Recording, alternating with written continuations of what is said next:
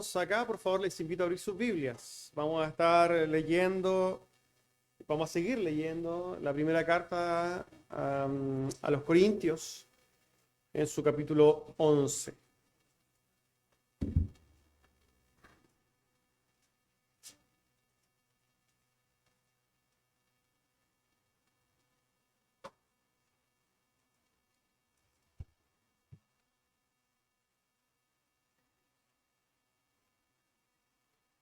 Primera de Corintios, capítulo 11. Vamos a estar leyendo solamente dos versículos, versículos 2 y 3, y dice así la palabra de nuestro Señor.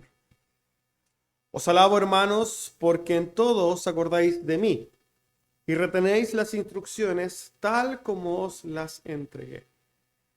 Pero quiero que sepáis que Cristo es la cabeza de todo varón, y el varón es la cabeza de la mujer, y Dios la cabeza de Cristo. Por favor, hermanos, tomen asiento.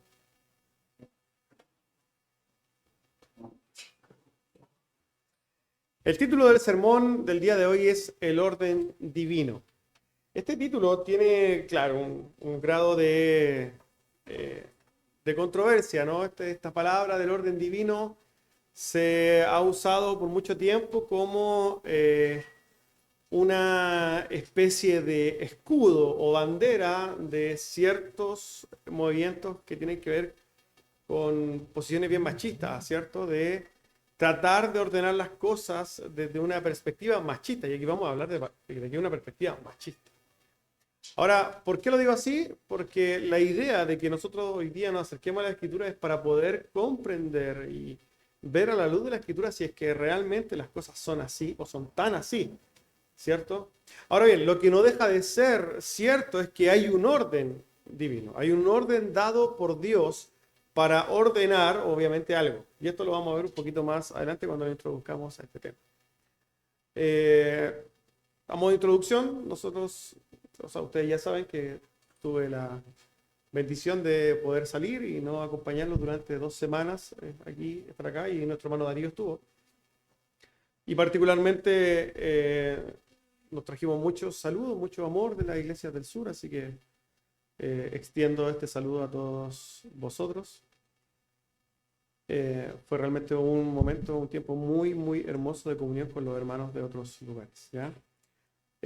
Volviendo a nuestro hermano Darío, la semana pasada estuvo predicando el primer versículo, ¿cierto?, de este capítulo 11, donde el apóstol Pablo entonces llama a ser imitadores de él, y nosotros ya, bueno, ustedes ya escucharon el sermón de nuestro hermano Darío, donde se extendió, ¿cierto?, en esta verdadera realidad. Es importante quizás notar o resumir que, como el apóstol Pablo llama a ser imitador de él, él dice, pero ojo, yo soy imitador de Cristo. O sea, el llamado a todo creyente finalmente es a ser imitadores de Cristo. Esto es importante y quizás es un buen elemento a tener ahí en la ventanita para poder entonces acercarnos al texto de hoy. Dicho esto, vamos al texto. El versículo 2 dice lo siguiente. Os alabo, hermanos, porque en todo os acordáis de mí y retenéis las instrucciones tal como os las entregué. Fíjense, amados hermanos, que el apóstol Pablo comúnmente ya felicita a los hermanos justamente como anticipación, como antelación de algo. El apóstol Pablo generalmente comienza alabando a sus oyentes para después reprenderlos. Usted continuamente va a ver en las cartas paulinas esto. Yo los felicito por algo, pero les voy a enseñar otra cosa. Esta, hermanos, no es la excepción. Pero quizás nos debe llamar algo la atención respecto a esto. Y es que el apóstol Pablo hace esto porque realmente lo que quiere es edificar a la iglesia. El apóstol Pablo era un pastor, hermanos. Y el carácter pastoral del apóstol Pablo se ve evidenciado por medio de sus palabras.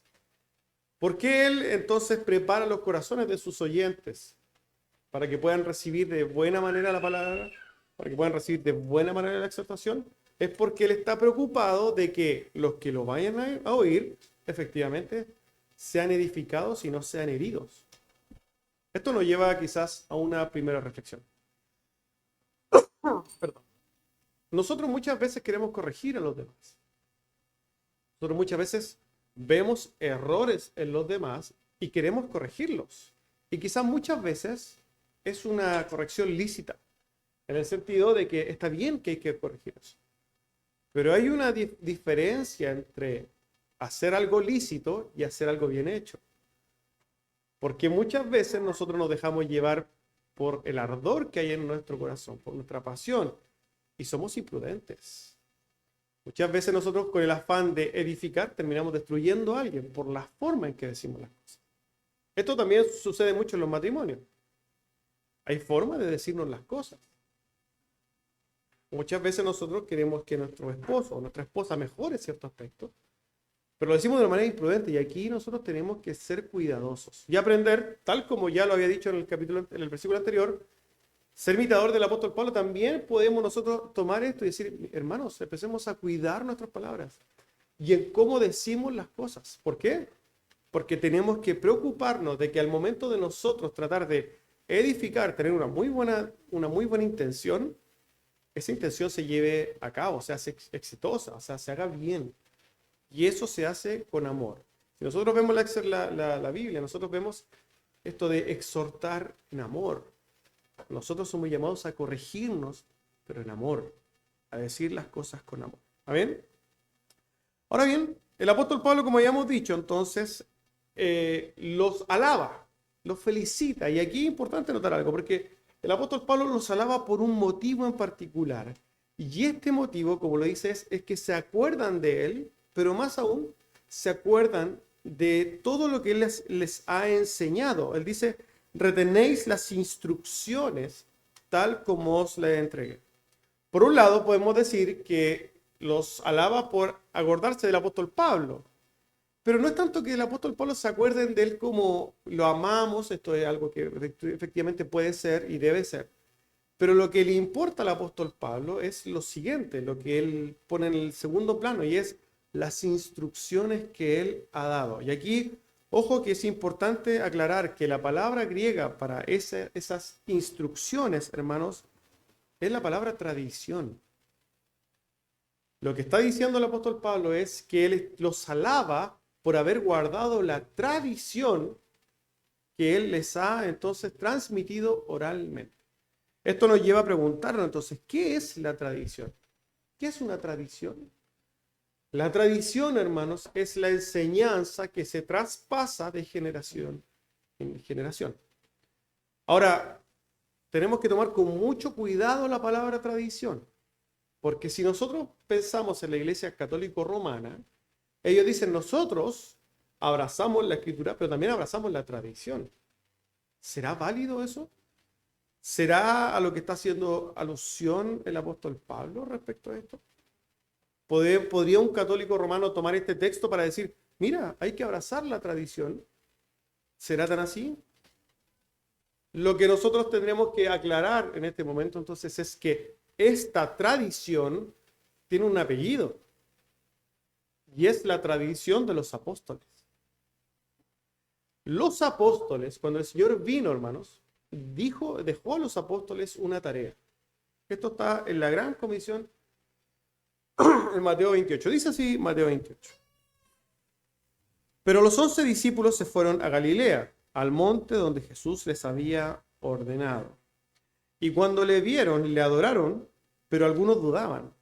Jesús se acercó y les habló diciendo, toda potestad me es dada en el cielo y en la tierra. Por tanto, id y haced discípulos a todas las naciones, bautizándolos en el nombre del Padre, del Hijo y del Espíritu Santo. Pero fíjense lo que dice en el versículo 20.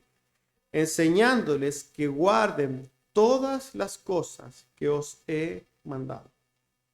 Esta era la comisión para los apóstoles. Los apóstoles no solamente iban a predicar, sino que iban a transmitir una instrucción, una enseñanza. Esto es lo que nosotros conocemos como tradición apostólica, instrucciones apostólicas, doctrina apostólica. Por tanto, a la luz de esto, ¿qué es lo que nosotros como iglesia realmente debemos tomar y abrazar para que el apóstol Pablo nos alabe? Es justamente tomar la tradición apostólica y ponerla en práctica. Lo que nos lleva a una pregunta. ¿Lo que la Iglesia Católica Romana hoy día hace es tradición apostólica o no? La respuesta es no. Toda la doctrina que la Iglesia Católica Romana fue desarrollando con el tiempo no tiene nada que ver con la doctrina de los apóstoles. Nada. Por tanto, nosotros debemos desecharla. Pero esto no solamente hablando de católicos romanos, porque podemos hablarlo de la Iglesia Evangélica, porque ¿sabe qué, hermano? La Iglesia Evangélica también tiene su tradición. Y una tradición muy fuerte. Y que nosotros vemos y conocemos muchos evangélicos que abrazan fuertemente su tradición. Y nosotros tenemos que preguntarnos, bueno, ¿esa tradición es apostólica o es tradición de hombres?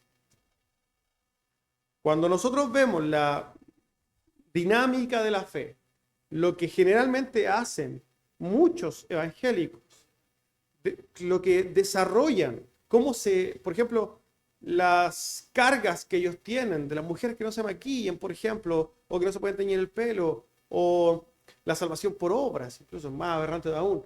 Un montón de cosas no tienen que ver con la instrucción apostólica, tiene que ver con tradiciones de hombres. ¿Cuál es nuestra tarea entonces? ¿Cuál es la tarea de nosotros?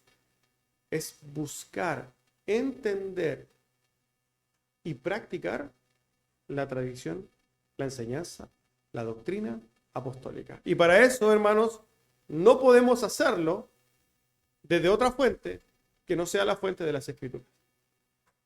Porque si nosotros encontramos algo, por ejemplo, en el Nuevo Testamento, ¿qué encontramos en el Nuevo Testamento?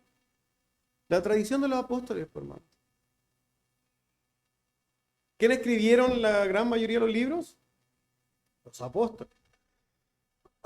¿Quién escribieron el resto de los demás libros? Personas que eran cercanas a los apóstoles. Todo lo que tiene que ver con lo que los apóstoles enseñaron en doctrina está ahí, hermanos, en las Escrituras. Por tanto, nosotros tenemos la responsabilidad de ir a las Escrituras para comprender entonces cuál es la verdadera doctrina apostólica. Amén. Ahora, este pasaje, hermanos, nos sirve a nosotros como introducción y de alguna manera nos prepara para acercarnos al versículo número 3. Quiero que vayamos entendiendo esto. El versículo número 2 a nosotros nos llama a entender que debemos abrazar la enseñanza de los apóstoles. La tradición apostólica es algo que a nosotros el apóstol Pablo nos aplaudiría, nos alabaría. A la luz de eso, vamos al versículo 3, que nos dice lo siguiente. Pero quiero que sepáis que Cristo es la cabeza de todo varón, y el varón es la cabeza de la mujer, y Dios la cabeza de Cristo. Nosotros quizás nos podemos preguntar por qué el apóstol Pablo está haciendo alusión a esto. ¿Por qué el apóstol Pablo está hablando de esto, del orden divino? Muy probablemente, como todas las exhortaciones que hacen los apóstoles en las cartas que nosotros encontramos, tienen que ver con doctrinas o enseñanzas que no se estaban respetando en la iglesia. O sea, cuando nosotros hacemos un llamado de atención a alguien, lo hacemos justamente porque no lo está haciendo, ¿cierto? Si alguien se está portando bien, yo no le voy a decir, pórtate bien. ¿Por qué? Porque se está portando bien. A nuestros niños aquí en la iglesia. Si un niño no corre, no le voy a decir no corras, porque no está corriendo. Pero si corre, le voy a decir, oye, no corras. Lo mismo sucede con la iglesia. Es muy entonces probable que en la iglesia de los Corintios había un problema de desorden entonces. ¿Por qué? Porque este desorden del orden divino es algo nuevo. ¿Es algo que surgió ahora? No, hermanos. No. Esto es algo que ha venido acompañando al hombre durante toda la eternidad. Desde toda su creación, de toda su existencia. Durante toda la existencia del hombre, junto con su mujer, ha existido entonces esta diferencia. Fíjense lo que hace el apóstol Pablo al exhortar. Él lo hace con 3 frases. Exhorta con 3 frases. Estas 3 frases son: Cristo es la cabeza de todo varón. El varón es la cabeza de la mujer. Y Dios es la cabeza de Cristo. ¿Qué tienen en común estas 3 cosas? Estas 3 frases tienen en común la palabra cabeza. ¿Cuál es el argumento o cuál es la intención del apóstol Pablo ¿Será que el apóstol Pablo de alguna manera quiere primariamente que los corintios entiendan la economía de Dios? No lo creo. ¿Cuál será el deseo primario del apóstol Pablo? Normar a la iglesia. Y para normar a la iglesia, entonces, él va a atacar un punto, y es que lo que está, digamos, la frase que está entre las dos es: el hombre es cabeza de la mujer. Nosotros sabemos, ¿cierto, amados hermanos?, que este es un tema muy complejo de tocar. Muy complejo de tocar. Cuando nosotros hablamos de cabeza, ¿qué querrá decir el apóstol Pablo con esto? ¿Qué querrá decir? ¿Será una forma literal? No, hermanos, no es un literalismo. La palabra cabeza, hermanos, tiene que ver con autoridad. Esto es. Si cambiamos la palabra cabeza por autoridad, deberíamos decir entonces que Cristo es la autoridad de todo hombre, el hombre es autoridad de toda mujer y Dios el Padre es autoridad de Cristo. ¿Es una realidad? Este es el orden. Y fíjese quién sí lo cumple. Hay uno que sí que cumple este orden, porque los otros dos no lo cumplen. Solamente Cristo se ha sometido, ¿cierto? Y ha actuado en pos de poner al Padre como autoridad. Porque si pensamos en el hombre no lo hace con Cristo. Y si pensamos en la mujer no lo hace con el hombre. Salvo ciertos casos.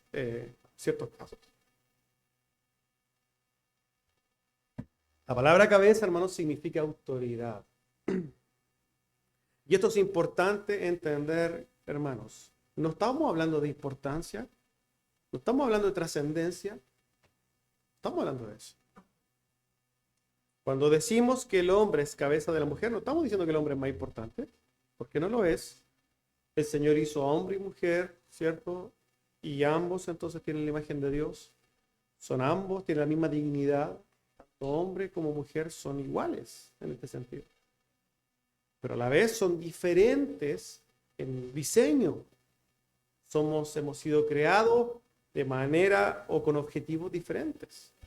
Los hombres estructuralmente son diferentes a las mujeres, hermano. Por más que este mundo perdido quiera decir que tú te puedes autopercibir como lo que quieras, no, hermano. Un hombre es un hombre, una mujer es una mujer. Yo, hombre, por más que me autoperciba como mujer, ¿cierto? Me muero, me descubren a los 100 años, me hacen un ADN y yo era hombre. Por más que yo haya querido vivir como mujer. No. Cada célula de mi cuerpo dice: tú eres hombre. Porque Dios hizo tanto hombre como mujer. No hizo más géneros ni más cosas. No hizo eso. Dios ha creado entonces a hombres y mujeres y los ha hecho entonces para cumplir funciones diferentes. Y antes de quizás de poder empezar a irnos a este tema de los matrimonios, quiero reflexionar en la primera frase que el apóstol Pablo pone ahí. Cristo es la cabeza del hombre. ¿Qué quiere decir que Cristo es la cabeza del hombre? Quiere decir que Cristo es autoridad para todo hombre, en primer lugar. Pero como nosotros sabemos que todo hombre no tiene relación con Cristo, porque esta es una realidad, nosotros vamos a reducir este llamamiento a los hombres de la iglesia, a los hombres que pertenecen a Cristo. Porque realmente de eso estamos hablando aquí, eso es la idea, ¿no? Aquí hay hombres que tienen como cabeza a Cristo. ¿Y qué quiere decir entonces que nosotros tengamos como autoridad a Cristo? ¿Qué tiene que ver esto entonces con el versículo que acabamos de leer? Y es que nosotros no podemos poner a la cabeza a Cristo si no entendemos lo que Cristo enseñó, por hermano. Esa es la realidad de las cosas. Cristo dejó enseñanza. ¿Para qué? Para que nosotros la obedezcamos. Cristo es la autoridad, nosotros obedecemos. Cristo dio ordenanzas, nosotros las conocemos.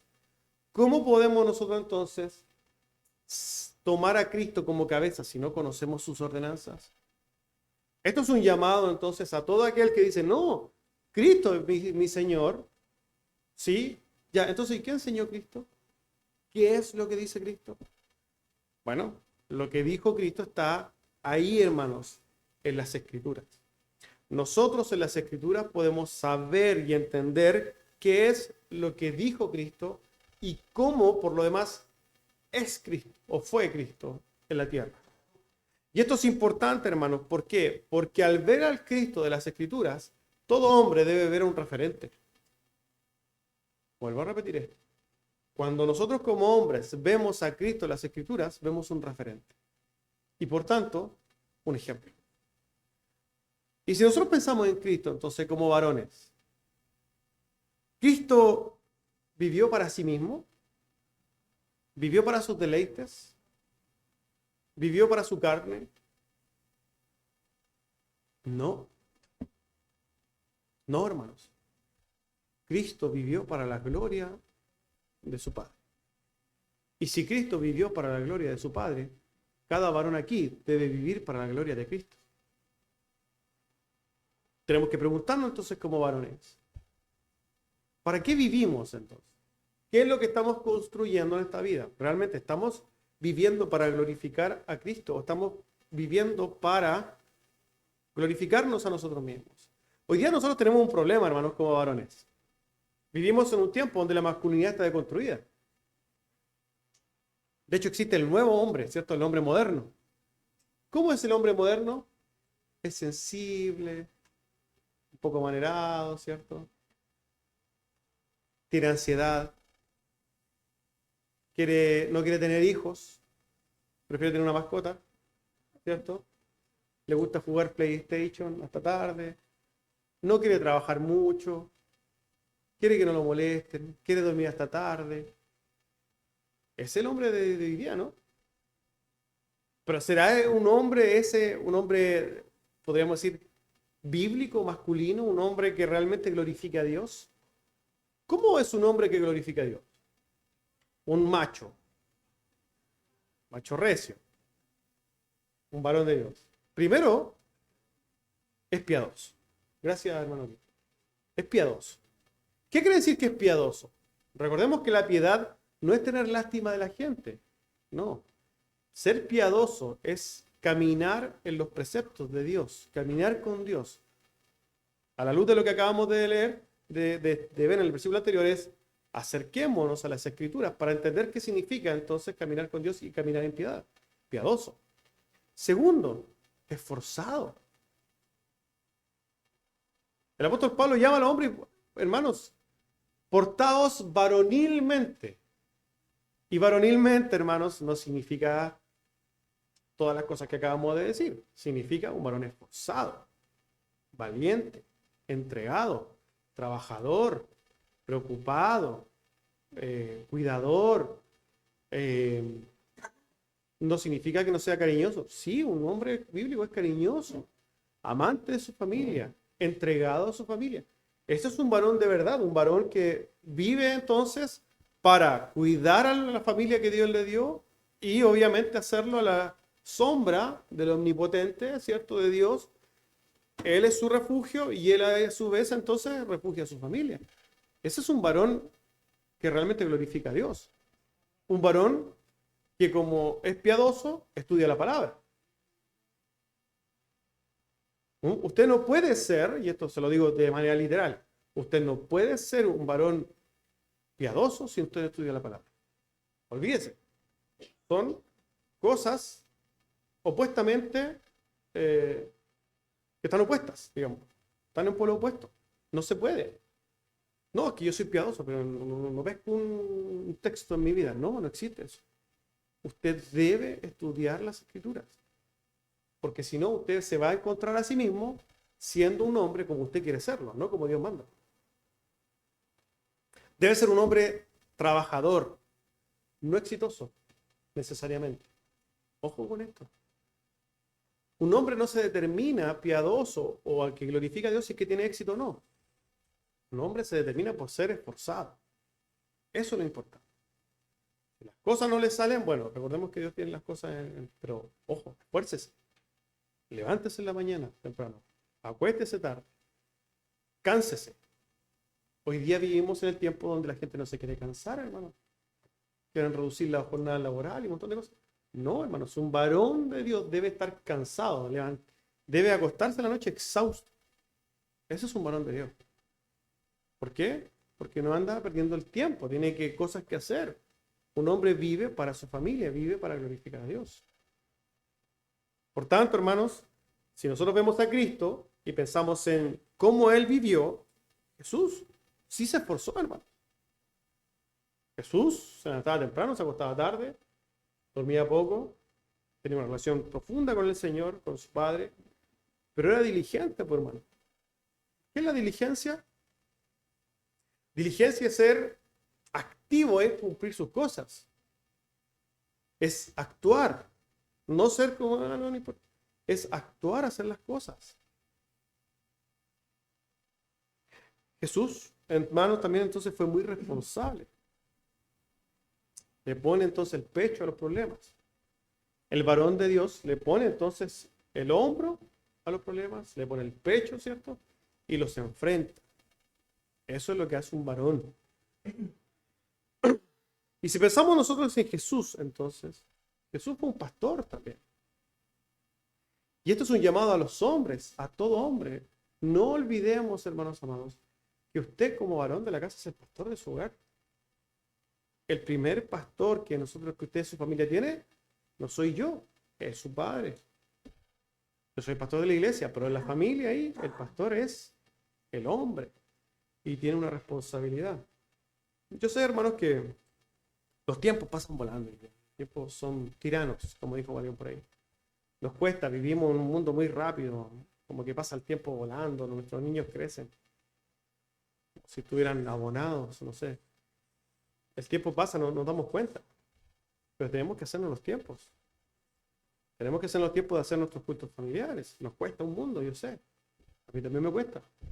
Pero tenemos que disciplinarnos en eso. Tenemos que esforzarnos. Yo también ahí está la esposa, ¿cierto? Para que le ponga cara de... Y el devocional, y el culto. Para eso está la ayuda idónea. Pues. Como ya dijimos anteriormente, tiene que decirlo con amor. Hermana, dígale con amor. Mi amor, hay que hacer el culto. No le ponga cara ahí, no. Dígale con amor. Así porque el hombre se alienta. Ustedes saben, yo siempre les he dicho esto. Mujeres, ustedes tienen la herramienta ahí para sus hombres. Cuando una mujer le dice lo que sea a un hombre, el hombre llora como una niñita. Ustedes tienen un poder impresionante sobre sus varones. Entonces, díganle las cosas bien. Ustedes tienen la oportunidad de sacar un tigre de su hogar en la mañana o un gatito. Ustedes tienen la llave. Si usted le dice, mi amor, que te vaya bien, el Señor te bendiga, hoy el hombre sale. No hay nadie que se le pueda enfrentar. Pero si sale después de un reto, el hombre sale destruido. ¿Qué te pasa? No, no sé. Ese es el poder que tienen ustedes, así que aprovechenlo, mujeres. A modo quizás de encerrar este concepto de cómo Cristo es la cabeza del hombre y cómo es el ejemplo entonces para nosotros, fíjense que Jesús se caracterizó por algo. Y es que Jesús vivió una vida de entrega que podríamos reducir en el concepto del amor. Porque Cristo amó incondicionalmente. Cristo nos amó incondicionalmente. Y por tanto el hombre debe amar a su familia de manera incondicional. Nosotros como varones no condicionamos nuestro esfuerzo, ni nuestro trabajo, ni nuestra entrega, si es que nuestra esposa nos mira feo o bonito, o si es que nuestros hijos se portan bien o mal. Hermanos, el trabajo del varón, un varón piadoso, es entrega como Cristo se entregó. Ese es el llamado a los varones. Entréguese como Cristo se entregó. Es alto el estándar, ¿no? Pero es el estándar bíblico, hermano. ¿Usted quiere que le esconda la verdad de la Biblia? Y diga, no, usted sea un papá como quiere. No, se requiere. Yo juego en esto porque esto nos sirve de introducción. ¿Para qué? Para realmente ir al fondo del texto de hoy día. Y es que usted, varón, que ya imagino que tiene que ir reflexionando en cómo usted actúa, cómo usted vive, qué es lo que le falta, que esta es como el modo, lo que tengo que hacer. Ahora, ojo, porque esto lo lleve ya a entender que usted tiene una condición particular y es que usted es la cabeza de su esposa. El hombre es la cabeza de la mujer. Esta no es la primera vez que lo explica el apóstol Pablo, que lo enseña. En Efesios 5 todos conocemos quizás este texto. Esposas estén sujetas a sus propios maridos como Cristo, ¿cierto? O sea, como el marido entonces ame a la mujer como Cristo ama a la iglesia, ¿cierto? Esposas estén sujetas a sus propios maridos como al Señor. O sea, hermanas, esto es quizás es duro para ustedes. Y yo quiero verlo desde dos perspectivas particularmente. Primero, a la luz del corazón pecaminoso del hombre. Porque esta verdad de que la mujer debe someterse a su marido como a Cristo es duro. Es una verdad fuerte. Pero ¿saben por qué es fuerte, hermanos? Y hermanas particularmente. Porque el corazón del hombre es un corazón pervertido. Es un corazón pecaminoso. Es un corazón que ama ir en contra de todo lo que es de Dios. No se extrañe si a usted le da rabia incluso escuchar esto. Porque es la consecuencia normal de un corazón pecaminoso, pervertido, cuando se enfrenta a la verdad de Dios. No se extrañe, es normal. Lo digo a las mujeres. Es que yo me siento amarrada, es que no es así, que mi esposo no es digno de que yo lo haga, es que mi esposo se porta mal. Excusas. Excusas de corazones pecaminosos. Porque el Señor no le dice a las mujeres, mujeres estén sujetas a su marido siempre y cuando su marido, bla, bla, bla, bla. No lo dice, hermanos. El llamado es literal y total. Mujeres están sujetas a sus esposos. Ese es el llamado. No le haga un checklist a su esposo si cumple por lo menos con 7 de los 10 elementos de un verdadero cristiano. No lo dice así, por ninguna parte. Dice, mujeres estén sujetas a sus maridos. Es una verdad dura, ¿no? El corazón de la mujer particularmente, pecaminoso, lleno de maldad, lleno de odio hacia Dios y a todo lo que representa a Dios, se levanta en contra de esto. El orgullo de la mujer se levanta contra lo que Dios dicta. Es tanto así, no es algo normal. Hoy día vivimos como en la cúspide, podríamos decir, de esta rebelión de las mujeres con este movimiento del embrismo, porque no es feminismo, es embrismo, porque hoy día las mujeres no están defendiendo una igualdad de derechos, una igualdad de trato ante la ley cívica, no. Hoy día las mujeres están diciendo, nosotros queremos ocupar el lugar del hombre. Y queremos dominar todas las cosas porque como mujeres podemos. Es triste, hermanos, es muy triste que incluso muchos cristianos abracen esas consignas. ¿Y por qué las abrazan? Porque desconocen, hermanos, las escrituras. Así es simple.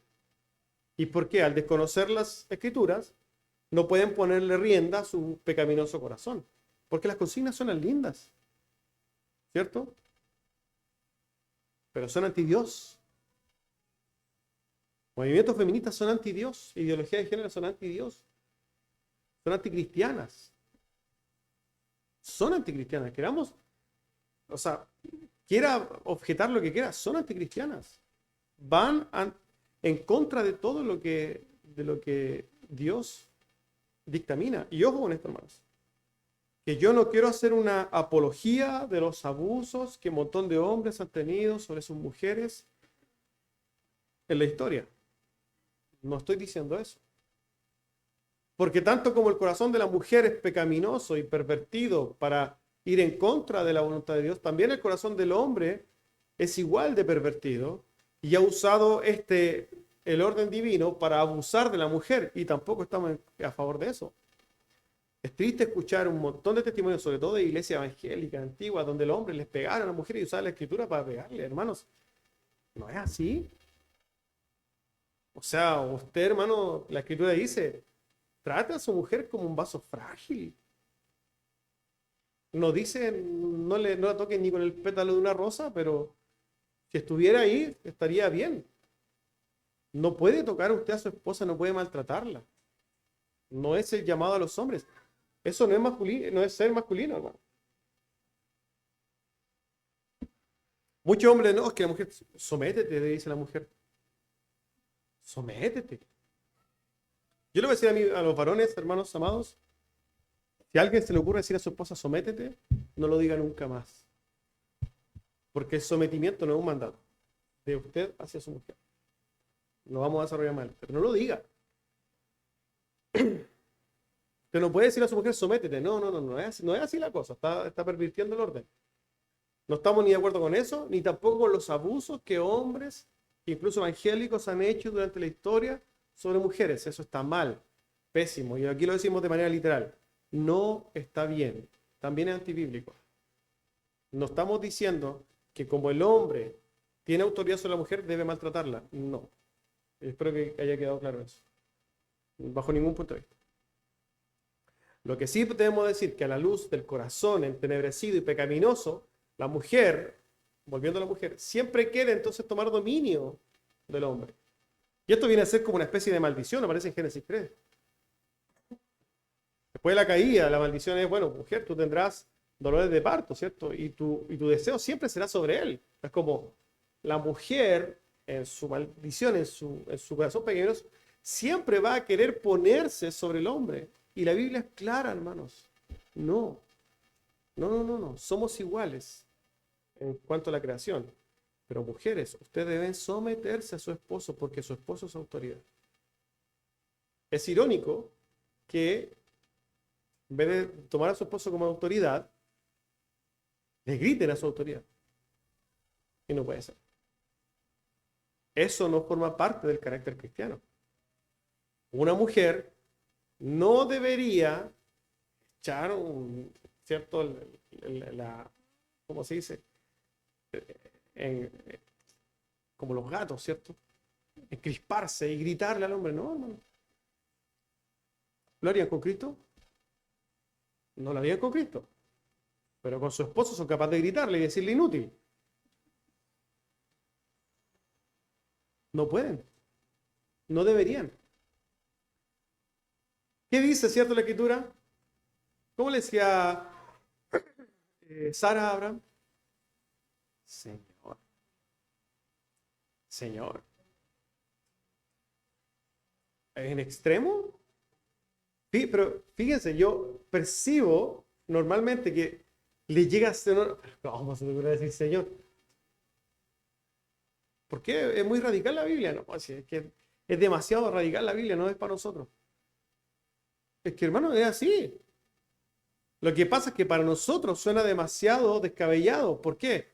Porque sin darnos cuenta, nosotros estamos muy, pero muy influenciados por el mundo. Pero si usted, no sé, pensemos así, una persona, una mujer que vivió 3 generaciones después de Sara, le hubiera preguntado, oye, pero es que Sara le decía a Abraham, ¿usted se hubiera reído como se ríen ustedes? No. Hubiera dicho, ¿verdad? Amén. Le hubiera tomado a su esposo y le hubiera dicho, Señor. Ahora, yo no le estoy diciendo que usted le diga Señor a su esposo. Oh, pero quiero que se dé cuenta, hermanos, que usted está influenciado sí o sí por el mundo y cómo estas consignas del levantamiento, ¿ciertos? Están ahí. Siendo que usted debería tener una relación de respeto con su esposo. Fíjense que el carácter de una mujer cristiana debe ser un carácter de sumisión. La mujer debería ser una mujer del bajo perfil. Pero tenemos mujeres tremendamente extrovertidas, hermano. Las que más se escuchan. Pero eso, hermanos, no debería ser el carácter de una mujer cristiana, sino que la mujer cristiana, que si bien puede ser simpática, debería ser siempre de cuidado, de bajar el perfil, de bajar las revoluciones, respetar a su esposo. Jóvenes se quieren casar. ¿Ustedes se hace caso? Sí, pues. No puede ser, hermano, porque ojo, Esto es lo que Dios manda para el matrimonio porque Dios estableció así esto. Ahora, ya lo hemos visto desde la perspectiva del corazón rebelde. Es algo natural que usted se quiera rebelar. Es algo normal, está en su corazón. Y es pecado. Y usted entienda, hermano, que cuando usted le grita a su esposo, usted está pecando contra Dios. Es así. Cuando usted se rebela contra su esposo, usted se está rebelando contra la autoridad puesta por Dios. Es así. No se lo voy a maquillar, es así. Pero no quiero ponerle el peso de la ley sobre esto, sino que lo que quiero es apelar. Y quiero ver esto desde otra perspectiva. Desde la perspectiva de la gracia. Y quiero hacer un llamado a las mujeres para que entonces vean esto desde la perspectiva de la gracia. No de la perspectiva de la ley, de la perspectiva de la gracia. Fíjense. Lo primero, hermanos, que quiero que entienda es que la sumisión es un acto de entendimiento. La mujer, al entender la sumisión, debe primero, valga la redundancia, comprender de qué se trata esto. La sumisión significa ponerse debajo de. Ponerse debajo de.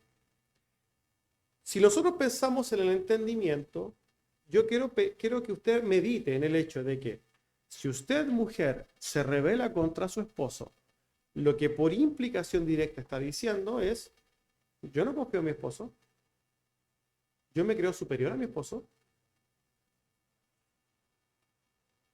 yo tengo la razón sobre mi esposo.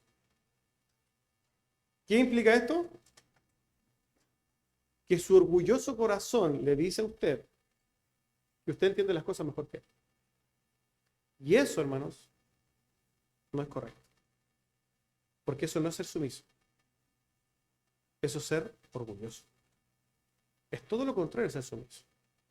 Por tanto, yo entiendo que muchas veces ustedes ven las mujeres de cosas de diferentes perspectivas. Es normal. Pero una cosa es decirle a su esposo, mira, amor, yo creo que esto te puede traer esta consecuencia, yo creo que esto no creo que sea conveniente, te recomiendo que lo analices. Mira, si tú haces eso, muy probablemente va a suceder esto. Y aconsejar a su esposo, eso es una cosa. Y eso es correcto. La mujer es ayuda idónea del hombre, y eso quiere decir que lo protege como una leona protege a su león, ¿cierto? Y está bien, porque usted puede ver cosas que el hombre, lógicamente, nosotros no vemos. Pero la forma tiene que ver en cómo yo se lo digo. Porque mi consejo debe estar dado desde la sumisión. Ojo con esto. Es diferente decirle esto a decirle, oye, pues, es que no es así y lo voy a hacer así. Ojo, porque no es así la cosa. Usted como mujer no puede ponerse entonces a la altura de su varón. Así lo dice la Biblia. Diga sus cosas, todo, hable. La comunicación es fundamental en el matrimonio, pero desde la sumisión, no desde el imponer. Son cosas diferentes. Lo primero, entonces, desde el entendimiento. Segundo, quiero que entiendan, hermanos, que la sumisión es un acto de obediencia voluntaria. Como dije delante, el hombre no es llamado a someter a su esposa, nunca. Usted no caiga en ese error, hermanos. No caiga en ese error de ponerle el pie a su esposa para decirle sométete. Porque, derechamente, no es la tarea del hombre someter a su mujer, sino que la tarea de la mujer someterse a su hombre. Es diferente. Fíjese repasemos un poquito lo que dice el apóstol Pablo en Efesios 5. Las casadas estén sujetas a sus propios maridos. ¿Qué quiere decir esto?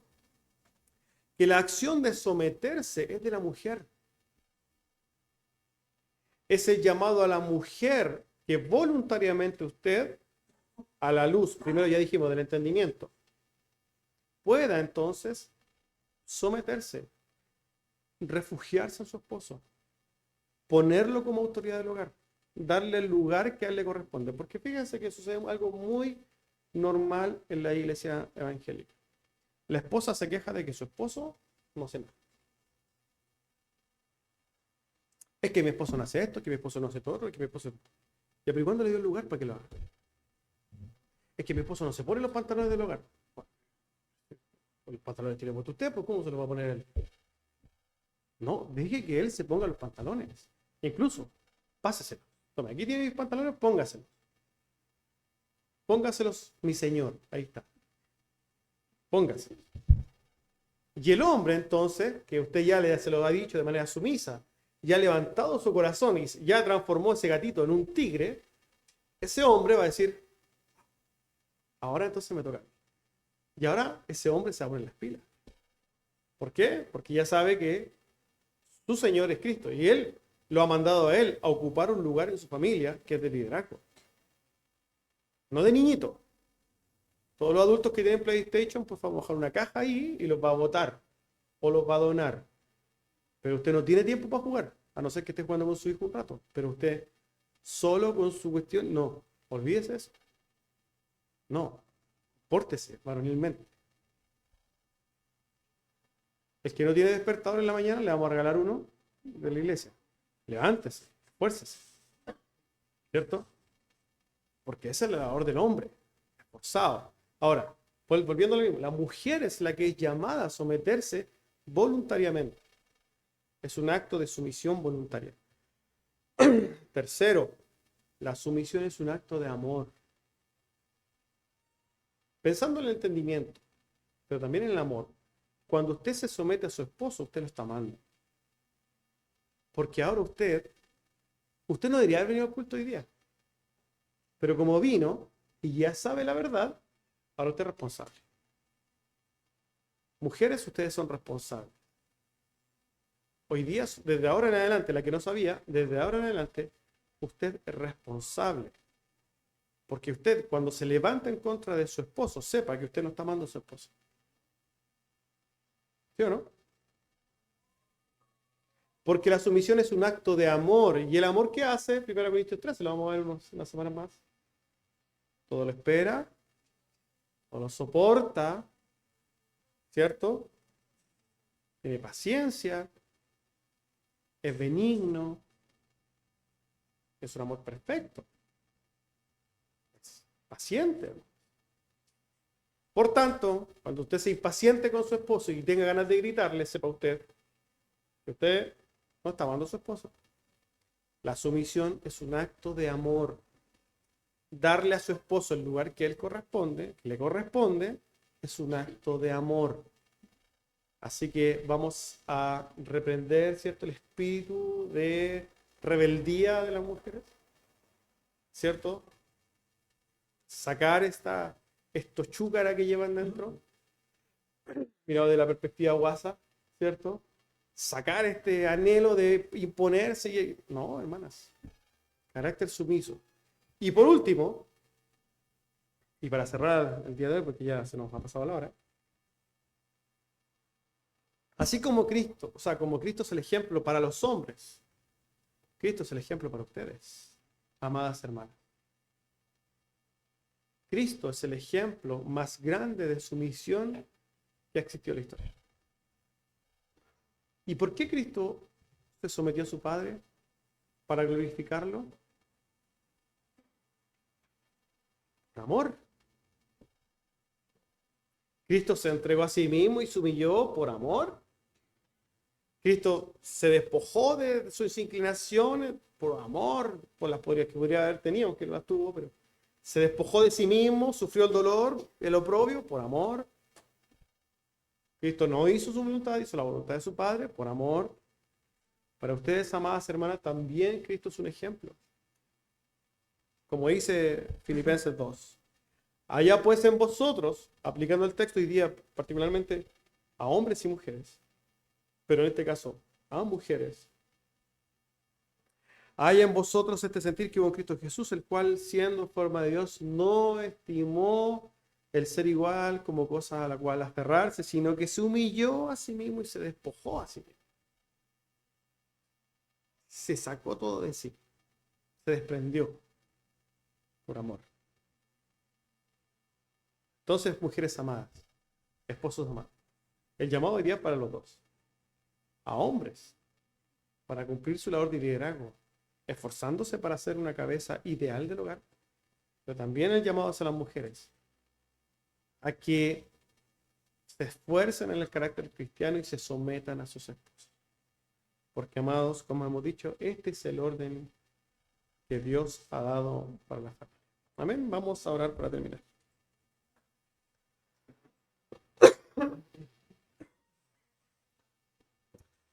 Bendito Dios, alabamos, bendecimos su nombre. Te damos gracias, Señor, por poder ser expuestos a su palabra. Rogamos por el corazón de los varones, para que usted los haga fuertes, Señor, valientes, esforzados, diligentes, Señor, y piadosos. Y asimismo, Señor, rogamos por nuestras esposas, para que usted trabaje en sus corazones, para que puedan, Señor, someterse a pesar de las inclinaciones del corazón. Rogamos a usted dando gracias por su palabra en el nombre de su amado Hijo Jesucristo. Amén. Hermanos, quiero invitarles a cantar el himno número 9. Himno número 9.